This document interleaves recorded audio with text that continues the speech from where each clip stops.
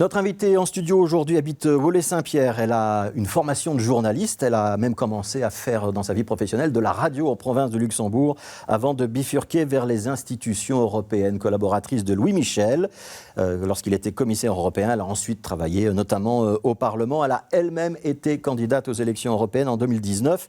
Et elle a été la surprise du gouvernement Géolet en devenant ministre à la Fédération Wallonie-Bruxelles, alors que quasiment personne ne l'avait vu venir.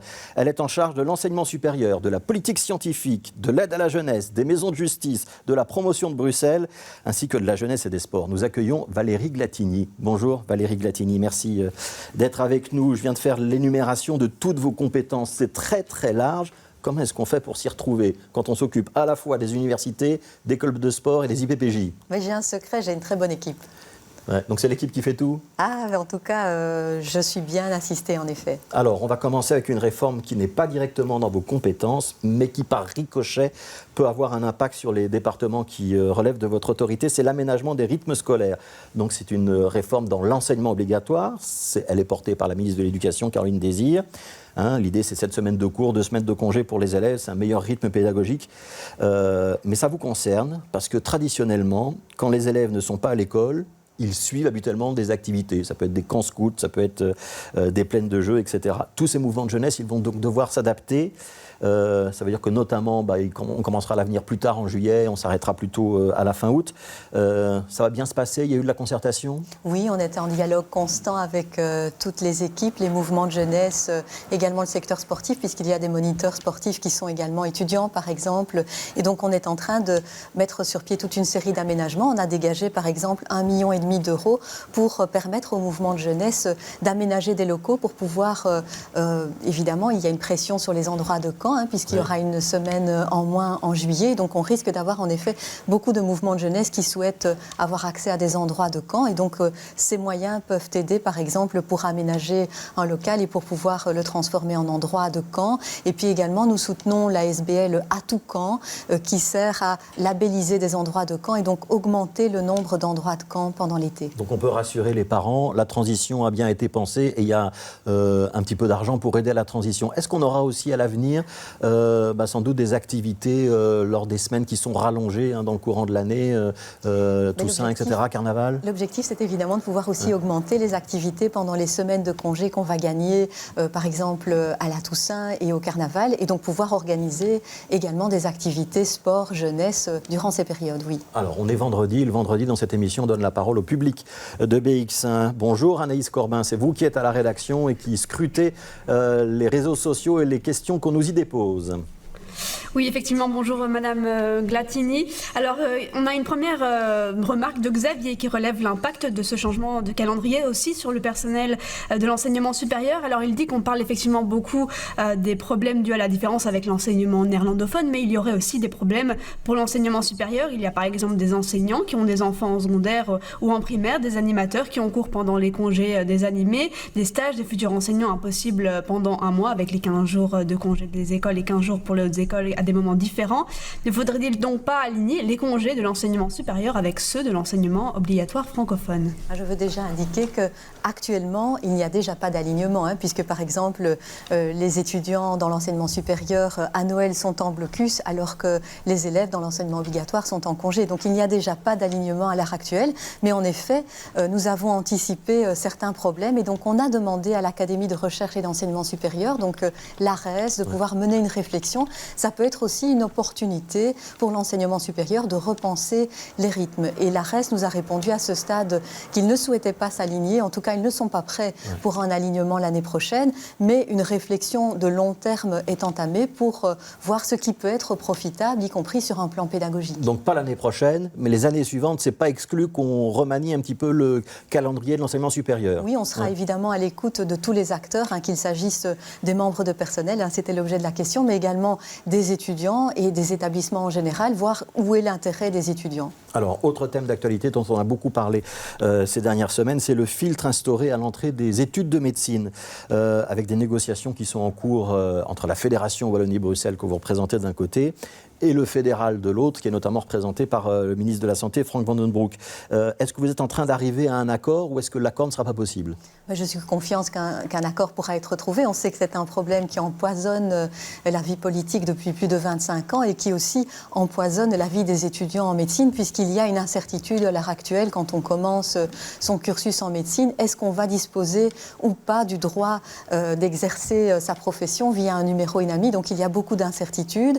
Et donc je suis en effet confiante qu'un accord va pouvoir être trouvé. Et nous avons 2 balises très claires qui nous guident depuis le début. La première, c'est que tous les étudiants qui sont dans le cursus puissent bien disposer d'un numéro INAMI. Donc, et la deuxième, c'est que... Donc ils sont déjà en train de faire des études de médecine. Exactement, qu'ils puissent bien avoir l'assurance qu'à la fin de leur cursus, qui est un cursus exigeant, difficile, ils pourront bien exercer leur profession. Et puis la deuxième balise... Il y a un préaccord là-dessus avec Frank Vandenbroek? Je suis confiante et vous avez dû entendre le ministre s'exprimer en ce sens et dire qu'il était important de pouvoir donner de la sécurité juridique à ces étudiants. Pour moi, c'est une balise fondamentale. Et la deuxième, c'est bien sûr qu'on puisse objectiver les besoins sur le terrain en termes de médecins. Mais alors justement, la demande de Frank Vandenbroek, c'est une demande récurrente du fédéral. Elle a été posée déjà depuis de nombreuses années, vous l'avez dit, c'est d'avoir un nombre d'étudiants en médecine côté francophone qui correspondent au nombre de numéros INAMI, c'est-à-dire le nombre de médecins qui seront remboursés par la sécurité sociale plus tard, à la sortie. Si on suit la logique,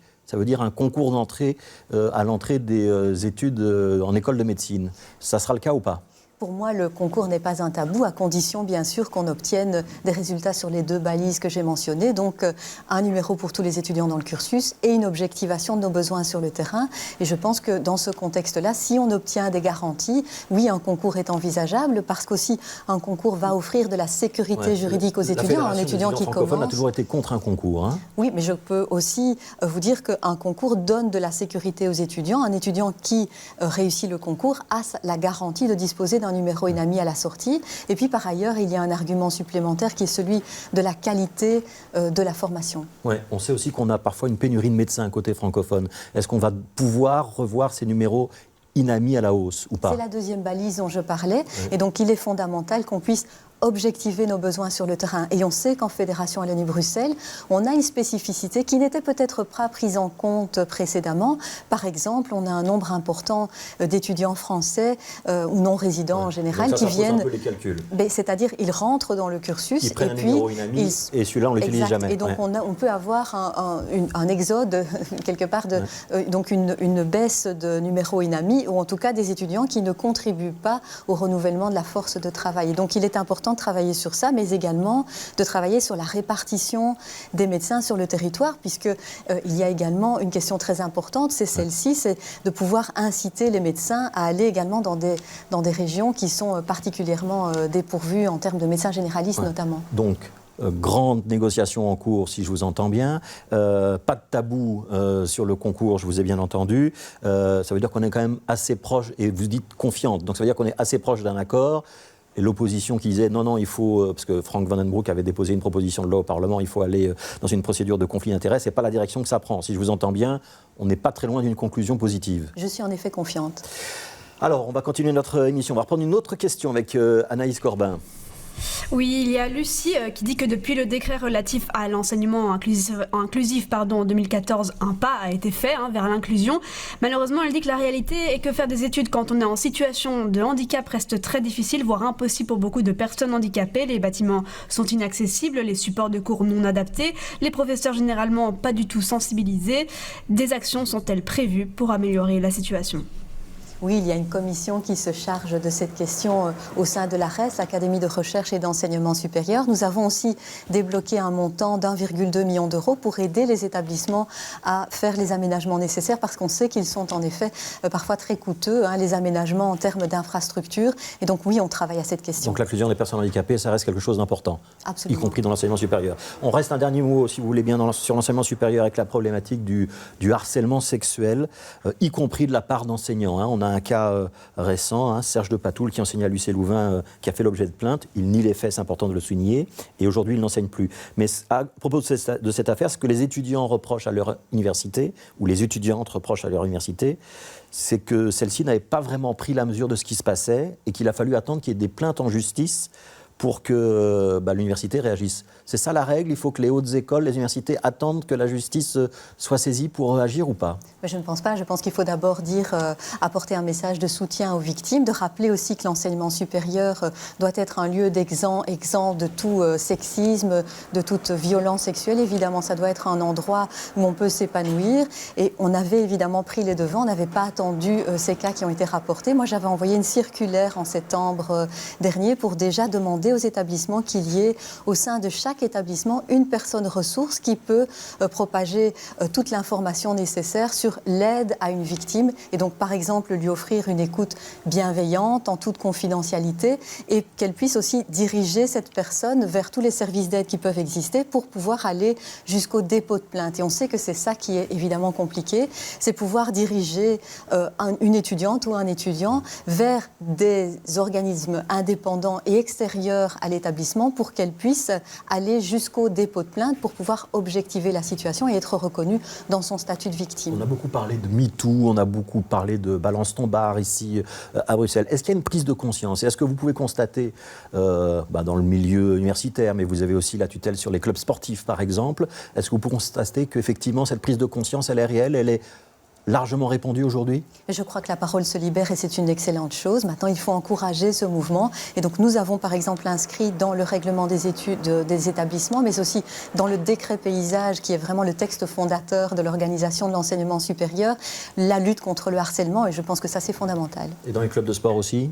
Oui, il y a des référents éthiques qui sont désignés au sein de chaque fédération. Et donc, ce sont des référents qui doivent disposer de toute l'information nécessaire pour aiguiller une victime vers les organismes extérieurs, indépendants. L'idée, c'est d'essayer de sortir le traitement d'une fédération, sortir le traitement d'un établissement d'enseignement supérieur pour éviter, évidemment, que l'affaire soit étouffée. Oui, et éviter que ce soit juge et partie qui s'occupe d'instruire ces dossiers. Je voudrais qu'on parle quelques minutes de l'accueil des réfugiés ukrainiens.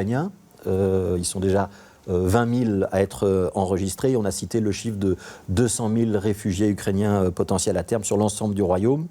Deux questions que j'ai envie de vous poser. Est-ce que les secteurs sous votre responsabilité, enseignement supérieur, sport, etc., participent à l'effort d'accueil? Est-ce qu'il y a par exemple des locaux qu'on pourrait libérer pour l'hébergement, être mis à disposition? Et puis seconde question, si on a demain un nombre important d'étudiants et d'étudiantes ukrainiennes qui arrivent chez nous, ils pourront étudier dans nos universités, dans nos hautes écoles, etc.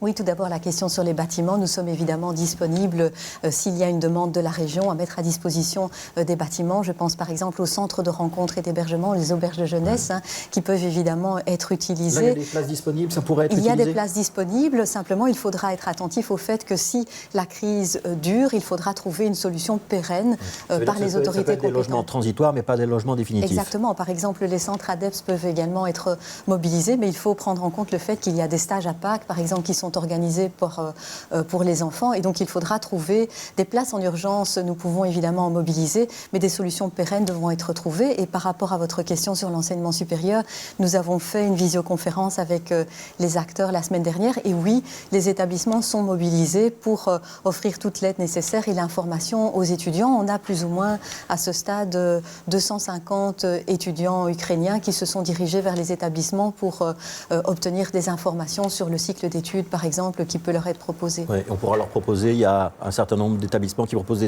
des enseignements en anglais, par exemple, parce que j'imagine que tous les Ukrainiens qui vont arriver en Belgique ne parleront pas nécessairement le français. Oui, tout à fait. Les établissements de promotion sociale, par exemple, peuvent offrir des cours de français langue étrangère pour pouvoir mettre à niveau les étudiants avant de commencer un cycle l'année prochaine, par exemple. Alors, on retourne chez Anaïs Corbin.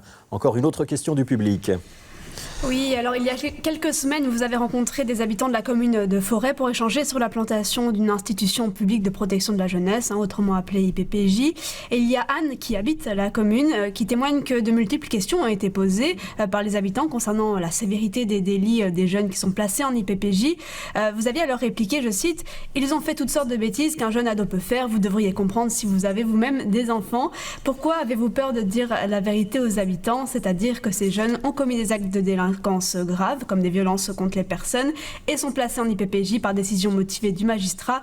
Si vous persistez à mettre une telle institution en plein milieu urbain, ne serait-il pas nécessaire d'être honnête avec les habitants de ces quartiers et de prévoir des solutions d'encadrement pour éviter toute dérive? Voilà, c'est les propos de Anne, je précise, ce ne sont pas les propos d'Anaïs Corbin. Elle ne fait que répéter la question assez orientée et visiblement pas très contente d'une habitante de Forêt. Qu'est-ce que vous lui répondez? Je veux simplement dire que les jeunes qui seront placés dans l'IPPJ de Forêt sont des jeunes qui sont en fin de parcours de réinsertion. Et donc ce sont des jeunes qui font l'objet d'une analyse, d'une expertise de la part d'éducateurs et qui sont en fin de parcours. Et donc ça veut dire que ce sont des jeunes qui vont à l'école et qui vont pouvoir retourner dans leur famille. Donc il ne s'agit pas ici... un processus de sortie d'IPPJ, en quelque sorte. Exactement. Et donc ce sont des jeunes qui sont en fin de parcours de réinsertion. Et par ailleurs, je pense qu'il y a peut-être un phénomène un peu de NIMBY, donc qui a on n'a pas envie d'avoir ce genre d'établissement. Mais je tiens vraiment à rassurer quant au fait que ce projet a été bien pensé. Il y a toute une série de préoccupations qui ont été relayées par les habitants de Forêt qui sont inclus dans le projet, notamment par exemple un portail de sécurité, ce genre de choses. Et donc on a eu plusieurs réunions de concertation avec tous les habitants et on a bien répété qu'il s'agissait de jeunes qui sont en fin de parcours de réinsertion. Voilà. Et on précise aussi que ce projet, il n'est pas neuf. Il était déjà lancé sous la législature précédente et que c'était aussi une demande importante d'avoir un IPPJ en région bruxelloise, puisque tous ces jeunes-là, jusqu'à présent, ils étaient en Wallonie, très éloignés de leur famille. Cet IPPJ, ce projet d'IPPJ à Forêt, vous avez déjà le permis de bâtir. Je sais qu'il y avait une demande qui avait été introduite. Il y a déjà la réponse ou pas encore? Oui, tout à fait. On est en train de se concerter encore avec la région. Mais oui, ça progresse bien. Et donc, j'ai l'espoir de pouvoir assister à l'inauguration du bâtiment avant la fin du mandat. Et donc, je rappelle l'importance... Ça veut dire d'ici 2 ans et demi. Exactement. Je rappelle l'importance d'un projet d'IPPJ sur Bruxelles. Ce sont beaucoup de jeunes qui viennent de Bruxelles et qui, précédemment, sont envoyés un peu partout en Fédération Wallonie-Bruxelles, qui sont coupés de leur famille et de leurs amis et qui ne peuvent pas compter sur toute une série de ressources qui sont présentes autour d'eux. Et donc, l'objectif, c'est vraiment de travailler à leur réinsertion avec des jeunes qui peuvent déjà retourner Mais on peut dans leur rassurer établissement un petit peu les riverains scolaire. qui craignent pour leur sécurité. C'était Oui, bien sûr, visiblement ce qui était derrière la question de Anne. Oui, je pense que je l'ai rencontré à 2 reprises déjà et qu'on a pu répondre aux questions. Mais bien sûr, on a le sentiment un peu de donner toujours les mêmes éléments de réponse et il faut pouvoir aussi les entendre pour qu'il y ait un vrai dialogue. Mais oui, je tiens à rassurer quant au fait que nous n'allons pas mettre des jeunes qui ne sont pas prêts dans une IPPJ à caractère ouvert. Mais il y aura évidemment, par exemple, un portail sécurisé, il y aura un suivi des jeunes, ils ne vont pas pouvoir, tout le monde ne pourra pas entrer et sortir dans l'IPPJ, il y aura un contrôle des entrées et des sorties, donc le projet a été mûrement réfléchi. Alors, on parle des IPPJ, parce que vous êtes ministre de l'aide à la jeunesse et ministre aussi des maisons de justice. Il y a quelques jours, on a commémoré les 6 ans des attentats du 22 mars. On s'approche du procès, ce sera à l'automne. Ce sera peut-être un moment un petit peu compliqué pour les victimes et pour leurs familles. On pourra les soutenir, les encadrer? Il y a quelque chose de prévu? Oui, il y a quelque chose qui est prévu. Nous avons adopté un décret qui s'appelle Urgence collective et qui vise à mettre en place toute une série de mécanismes de soutien des victimes. Et on a aussi dégagé des montants, 700 000 €, pour pouvoir accompagner les victimes, prévoir qu'il y ait une personne de référence pour pouvoir offrir un suivi psychologique et social. On sait que souvent, après une catastrophe comme celle-ci, comme les attentats de Bruxelles, comme la catastrophe de Guilanguien, comme également la catastrophe qui vient de se produire à Strépry-Bracny, eh bien qu'on puisse très rapidement mobiliser... Ces 700 000 €, ils vont servir à quoi? C'est quoi? Ce sont des associations? Ce sont des psychologues? Ce sont des psychologues et des assistants de justice qui vont pouvoir assister les victimes, donc les diriger vers les bons endroits pour faire les formalités administratives et puis aussi assurer un soutien psychologique et social. Alors, il nous reste 3 minutes. On prend une dernière question avec Anaïs Corbin. Oui, Simon demande si vous allez vous présenter aux prochaines élections. Serez-vous sur la liste communale à Scarbeck? Alors, je précise, vous êtes de Woluwe-Saint-Pierre, théoriquement. Alors, est-ce que vous serez candidate à Woluwe-Saint-Pierre ou à Scarbeck? Alors, je ne pense pas à Scarbeck, parce que moi, j'habite Woluwe-Saint-Pierre. Je vous avoue qu'on est seulement à la moitié du mandat ici. Donc, moi, j'essaie de bien gérer mes 9 compétences. Et donc, je ne me projette pas encore par rapport aux élections communales. Mais je rappelle que j'habite Woluwe-Saint-Pierre, en effet, pas Scarbeck. C'est une question intéressante. Parce qu'on sait qu'à Scarbeck, il manque une tête de liste pour le mouvement réformateur. Et on sait que, par contre, à Woluwe-Saint-Pierre, vous êtes à Woluwe-Saint-Pierre, il y a aussi Alexia Bertrand, et qu'on peut se dire, ce serait peut-être bien que Valérie Glatini aille ailleurs. Il y a Scarbeck, il y a peut-être Oderghem aussi. Vous pouvez nous dire, est-ce que vous serez candidate aux élections communales et si oui, est-ce que vous savez déjà où? Moi, je ne me projette pas encore si loin, mais c'est certain que si mon parti me demande de me mettre sur une liste au communal, j'y réfléchirai sérieusement. Mais je vous avoue que pour l'instant, ma préoccupation, c'est avant tout gérer la sortie de crise Covid, gérer la crise ukrainienne, et puis nous verrons. C'est un petit peu langue de bois, ça, Valérie Glatini. Vous n'y pensez vraiment pas? On vous a jamais parlé ni de Scarbeck, ni d'Oderghem, ni d'autres communes? Moi, je mets vraiment un pied devant l'autre pour l'instant, et je m'assure de pouvoir gérer correctement mes 9 compétences. Est-ce qu'un jour, vous ferez autre chose que de la politique? Oui, c'est certain, oui. Ouais, bien sûr, je ne pense pas que c'est un métier qu'on doit faire toute sa vie. On a un mandat pour un certain nombre d'années, et puis ensuite on se présente aux élections et on demande éventuellement un autre mandat. Et vous auriez envie de faire quoi alors dans votre vie du futur? Moi, j'étais très heureuse dans ma vie précédente dans les institutions européennes, et donc c'est un métier qui est effectivement très intéressant également. Merci Valérie Glatini, merci d'avoir répondu à toutes nos questions et à celles du public.